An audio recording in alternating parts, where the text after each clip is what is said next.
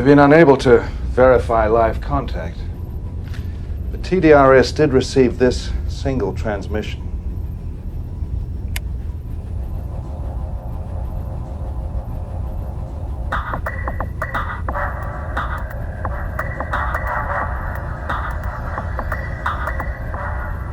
Hi there. Fucking hell is that?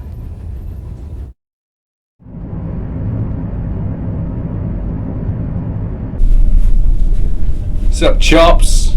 Welcome to Bad Amateurs. I'm Andrew, and this week we watched Even Thorism, Event Horizon. starring Larry Fisheyes Lawrence Fishburne. and Sneal. Sam Neill. What are you doing? Getting it right.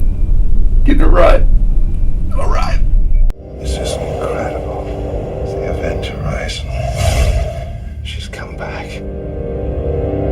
Event Horizon is the culmination of a secret government project to create a spacecraft capable of faster than light flight. So, Andrew, tell us, what was this one about then? This was a 90-minute, roughly, 1990s sci-fi horror movie. Set in space, to do with a ship that may or may not be possessed, and the crew that goes to try and rescue it, salvage it, try and work out what happened to it. This is a bit of like a demonic spin on this movie. Yeah, it sort of felt like Doom. Yeah. Because you're in space and it's hellish.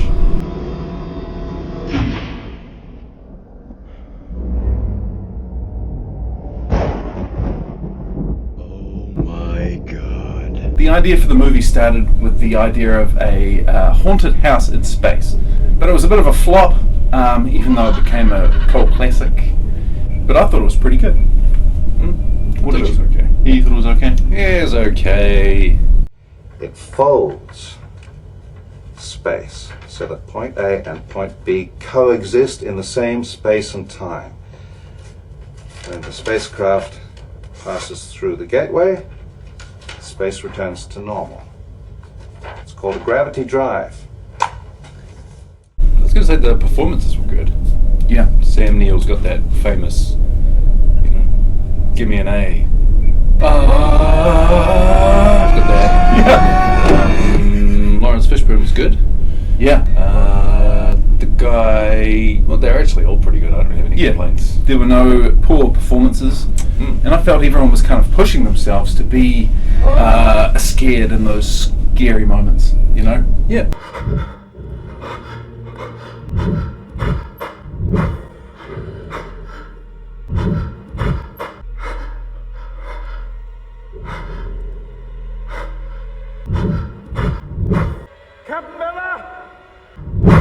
I think those sorts of movies are always stronger in their first two acts than in the last act, because it's sort of like, oh, what is it? Yeah. What's the mystery? Once you get sort of over that hump, it's like, oh, now it's the fight or whatever. Yeah. Well, unfortunately, this movie falls into the category of most of its fear is generated from jump scares. So there's a lot of doors that are really loud, but the demonic stuff was more disturbing and scary. I prefer it in movies when it's like a tension that's over the whole thing, and the way the scares worked in this one seemed to be go along a bit, and then you'd have a jump scare, and the tension would come back up, and then a jump scare, and then it would chill out, and then tension again.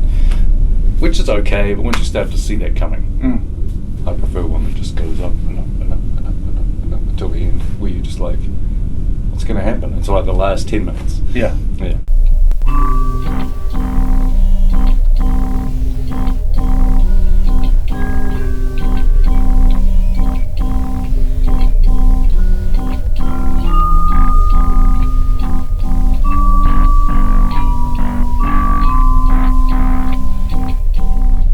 Why don't we talk about the positives? Well, I got a couple.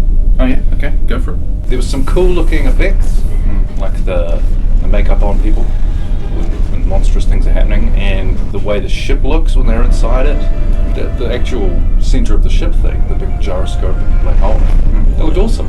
Yeah. That's the core, the gravity drive.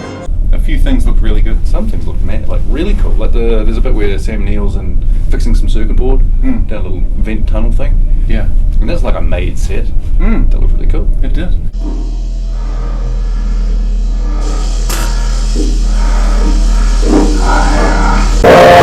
But one of the problems I had with this, in terms of learning to care about the characters, is that they kept doing really strange things that seem incredibly dangerous. Like, here's a black hole generator, that's the engine for the spaceship. Okay, so like even in a train, if you have a furnace, you stand back from it because it's hot. But in this, it's just like, you're the generator. That's a black hole generator right there in action. I'm just going to stand right next to it. Or there's like, oh, this is a weird gel and I've just had a vision of someone's face being ripped off, but I'll just put my hand right into that. And it's like, how am I going to care about you if you're not going to care about yourself? So on top of the demonic scares, there were like health and safety scares. Yeah, there's people doing it to themselves. Come on, so put some cones around this thing. There's a few things that don't line up in this movie like that. There's a couple of occasions where the ship is like, Magnetic boots you got to have magnetized boots to walk around the ship, but in some scenes you don't. Yeah, you flick the gravity on, and then those tiny globules of water became like a massive torrent as they fell on the ground. Yeah, there's a few things that didn't quite add up, but still, for my reasons earlier, I would give this an 8 out of 10. Really? Yeah, I really like this movie. Damn. Yeah, just probably because of mainly because of the set and the performances. But points come from me for a movie that is trying to achieve something grand, right? And it was. 8 out of 10. Grand. Grand. That's some powerful words for something that's basically like, there's demons here, bucket of blood. That's what it felt like to me. Come here, it's scary. Is it though? Here's a message. Ah! Oh, that was a scary sound. Oh, I saw something. Oh, it was demons. The end. You're just so jaded. Yeah, one of the reasons I'm jaded is I keep watching average movies, and I didn't feel like this pulled me back out of the jaded pit that well. Yeah, it was okay. The director said, Paul Anderson said, he wasn't sure about this movie. He was a bit gutted it didn't do very well. But you know who brought him back? Who cheered him up? Kurt Russell. Kurt Russell said to him, "Don't worry about that right now. In 15 years, this is the movie you're going to be glad you made." And he was. He's glad now he made it. And it's currently, I think, it's in the process of being made into a TV show by the original creators. Okay. No set date for it, but the content remains popular. Yeah, can't argue with Kurt Russell. You know how people say, "You're okay in my book," or "In my book, that's no good." Well, I actually have a book. Well, what would you rate this then? Probably a 6. And a 6 on my system is a 6. Yeah. Whereas a 7 in your system is like a 5 on my system. So your 8 is like a bloody 7 on my system.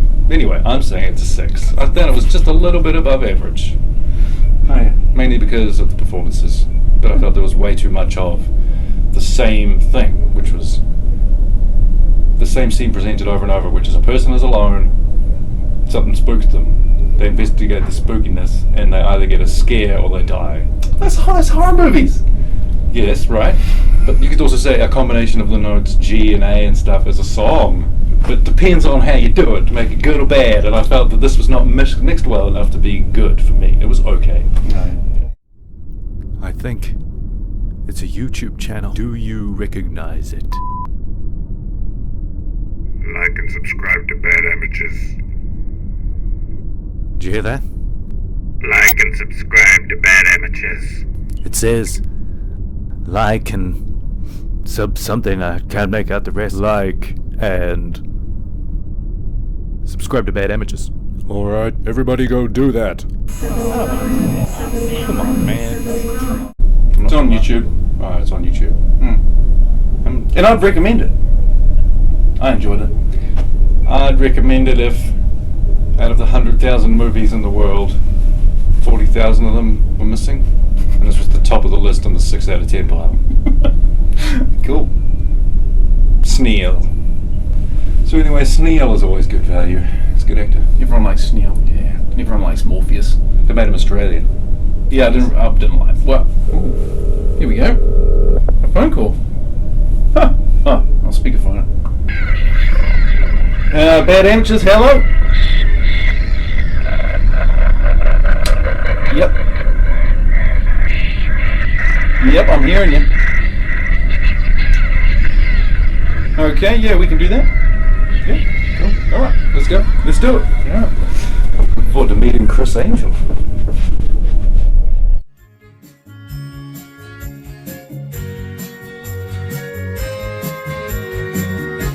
Event horizon.